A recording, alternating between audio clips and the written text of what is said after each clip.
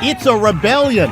Upset Star Wars fans go crazy after audio problems ruined opening night of the highly anticipated film, The Last Jedi. Star Wars sound is iconic. You know when you hear it. But lately, the magic of the Star Wars sound seems to be fading.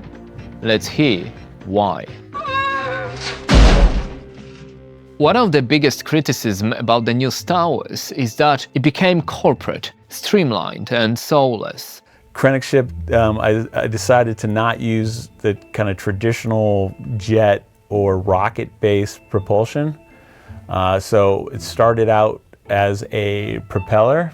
It was a prop engine. Now compare it to the Episode 2 documentary where legendary Ben Burtt talks about sound design passionately, showing cool examples and just enjoying the process.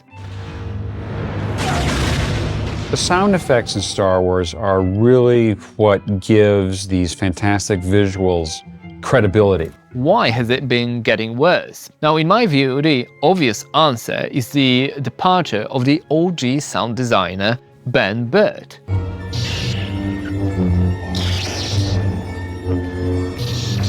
The lightsabers are one of my favorite sounds, and in fact, it was the very first sound I made for the whole series. Now, for some reason, he wasn't hired for The Last Jedi and other Star Wars movies. And he said he doesn't know why. He also said that in The Force Awakens, the process changed. Rather than collaborating with the director and the crew like in the old Star Wars, he was told to just do the sound effects in his room and send them over for further processing. In his words, this would, quote, doom the whole process. Here's normal. You probably recognize that, right? But Burtt also said that one of the reasons he wasn't involved in the latest Star Wars was his massive sound collection.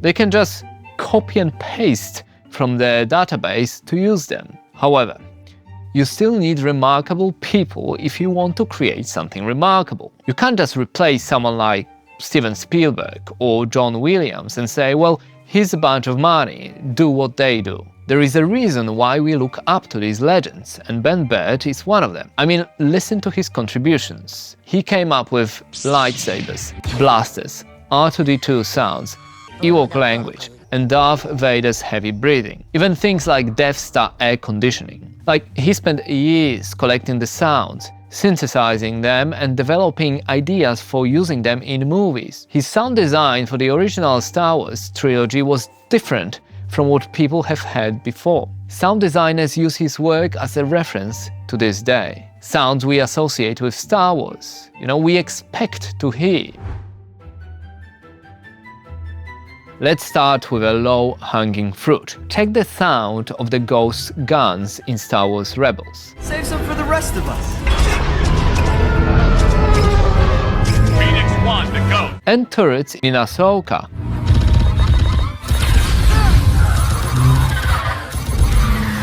And Skeleton Crew.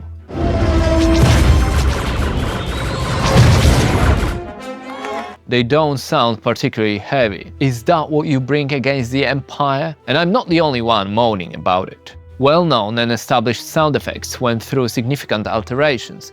Listen to the guns of the Millennium Falcon. They sound heavier and more distorted in The Last Jedi.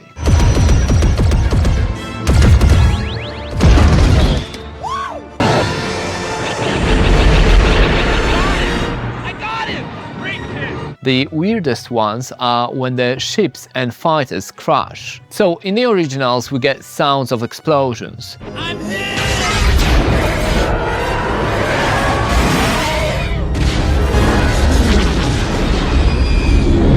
But in Solo, before the crash, there is this weird metallic flick sound when the Millennium Falcon pushes the fighter into the rock.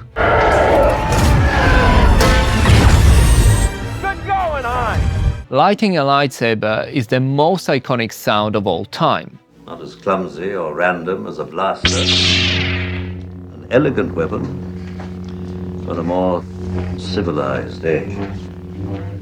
But when compared to Kenobi and Skeleton Crew, it sounds quite different.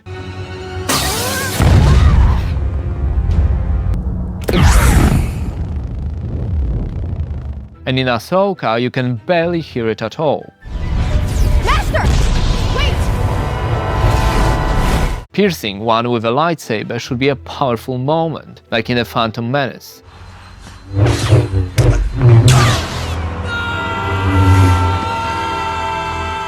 But in Acolyte, it's very empty.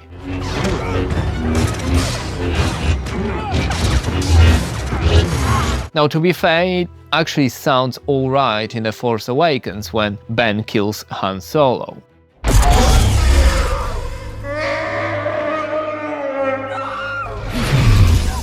And in Ahsoka, even though the actual stab doesn't do much.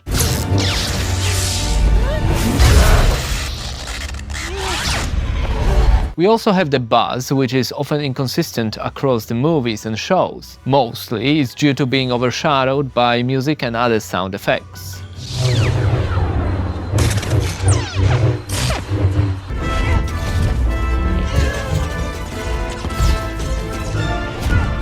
It's not just sound design that was criticized. The mixing in the latest entries also got its fair share of complaints. Fans pointed out that dialogues in Kenobi were often much softer than sound effects, which led to turning on subtitles. Vader would have kept that hidden. And you're too young to have known him.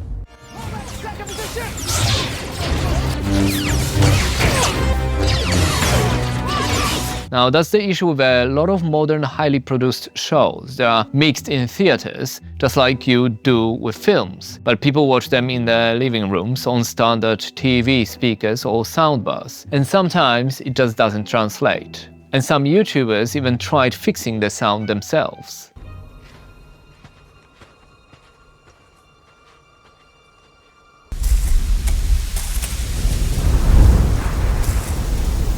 Another weird one was using an AI voice for young Luke Skywalker in a Book of Boba Fett. They used a program called Respeecher, using Mark Hamill's performance to create new material. It's more like he's remembering than I'm actually teaching him anything. Now, it sounds slightly artificial when you listen closely. Sometimes I wonder if his heart is in it. Now, I don't want to be just hating, so I recorded this additional segment as I want to mention a Star Wars series which achieved everything that fans wanted, story-wise as well as visually and sonically. And I'm talking, of course, about Andor. Cassian Andor. The Empire is choking us so slowly. We're starting not to notice. Andor took a different approach to Star Wars sound. We don't get Jedi fights and Force, but rather a gritty spy thriller. I've given up all chance at inner peace. I made my mind a sunless space. So the team abandoned the classic Star Wars soundbox and instead went for a tense, grounded and violent soundscape. Even the robots like B2EMO don't sound like toys.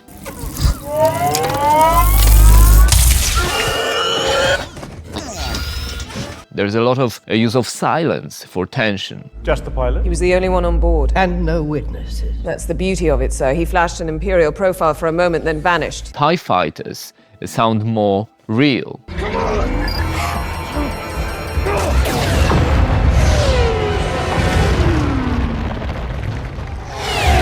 And you probably noticed that musically, Andor stands out. Now, that's due to Nicholas Britell, who removed John Williams' themes from the picture. There are no legacy themes, no nostalgia, but a completely new musical language to fit Cassian.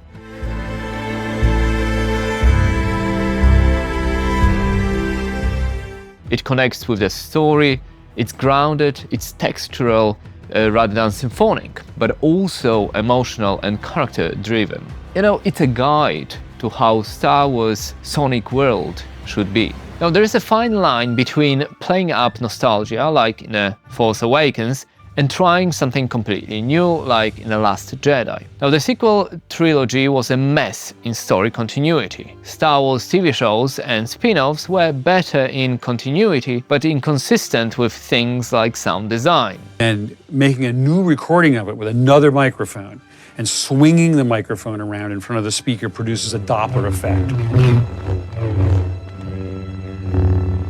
Breaking that can ruin the emotional connection and lead to disappointment, even if you can't put a finger on what's actually wrong. There is a lack of creative cohesion and artistic vision that makes the films and shows like a part of a larger narrative, and decisions like not inviting Burtt back or just stretching the creative teams to pump out more movies and TV shows eventually kill a golden goose, like the Star Wars franchise. Look, it's not all bad. BB-8 sounded cool. Kylo Ren's lightsaber was great.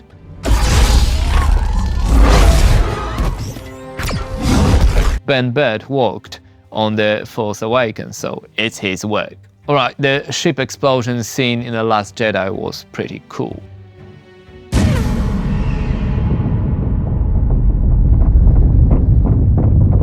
For now, I don't have high hopes. Star Wars was one of my beloved franchises. I worked on some of the entries like Clone Wars and The Force Awakens in dubbing years ago. How do we fix it? Well, hire Burtt back. I'll start the petition.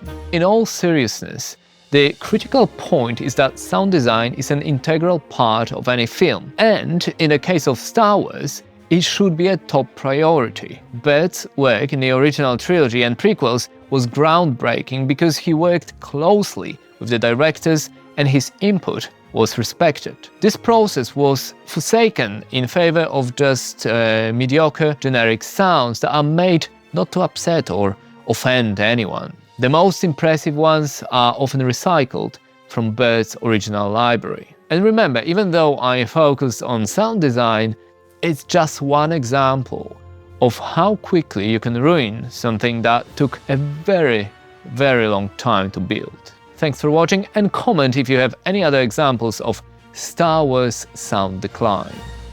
See ya.